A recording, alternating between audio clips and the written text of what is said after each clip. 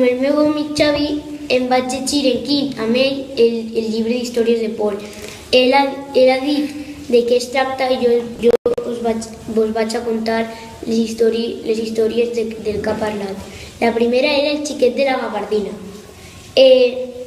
Era un xiquet que estava jugant a la calle i passa una àvia i el xiquet el va dir que si volia jugar amb ell, però l'àvia va dir que no volia i ell es va anar a comprar. Una hora després, l'àvia va ir a la carretera on estava el xiquet, va anar a la carretera on estava el xiquet i una senyora li va dir que el xiquet havia mort perquè l'havia atropellat un cotxe. La segona història tracta de la mare del xiquet que està malalt, que va comprar una casa que li agrada molt, va entrar a la casa i l'obre una xiqueta que pareix que estiga molt malalta. I ell va explicar tota la casa, el que tenia i totes les coses. Però quan va arribar a l'habitació dels xiquets, la xiqueta li va dir que si poguera que posara el seu fill al costat de la ventana. I la mare li va dir que no perquè ell tindria una pulmonia, que es posaria malalt, etc.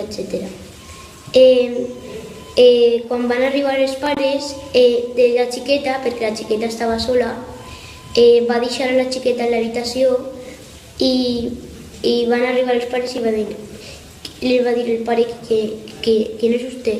¿Quién es usted?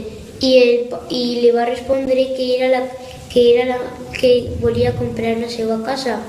Entonces li va contar la història de la xiqueta que els havia obrit i després va dir el pare que era impossible perquè la seva filla acabava de morir fa un mes a causa d'una pulmonia.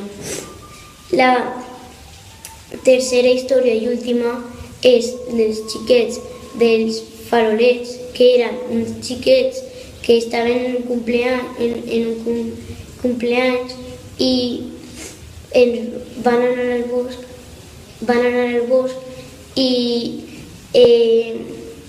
es van perdre i els pares els van buscar perquè els pares no els volien fer cas.